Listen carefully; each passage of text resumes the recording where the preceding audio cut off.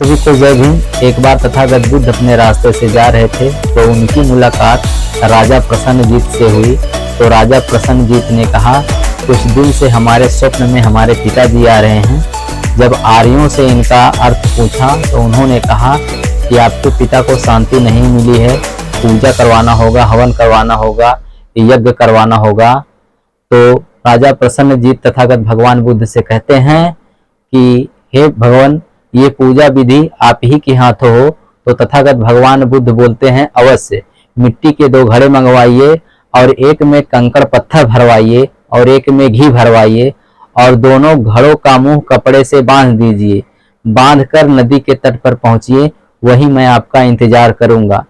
तो राजा प्रसन्नजीत ने वैसे ही किया। उन दोनों घड़ों का मुंह जो है, एक में कंकड़ पत्थर और एक में घी भरवाकर उन दोनों घड़ों का मुंह जो है बांधकर वो नदी के तट पर पहुंचते हैं।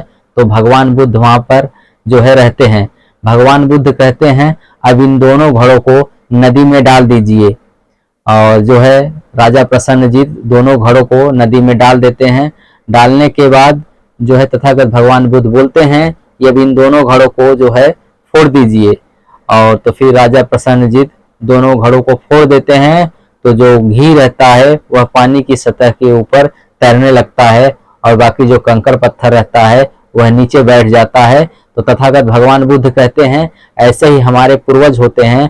अगर वे अपने जीवन में कुछ अच्छा कार्य किए रहेंगे तो ऐसे घी की तरह ऊपर सतह के ऊपर तैरने लगेंगे, और अगर वो बुरा कर्म किए रहेंगे तो इसी तरीके से कंकड़ पत्थर की तरह जो है जमीन में बैठ जाएंगे।